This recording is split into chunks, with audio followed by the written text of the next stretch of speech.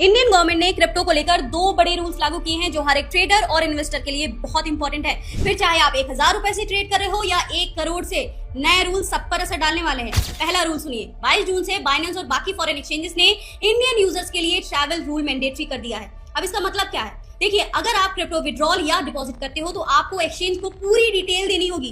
Crypto कहां भेज रहे हो, किसको भेज रहे हो, और अगर आपके पास डिपॉजिट आ रहा है तो वो डिपॉजिट कहां से आया है। बिना पूरी कुंडली दिए आप क्रिप्टो मूव नहीं कर सकते।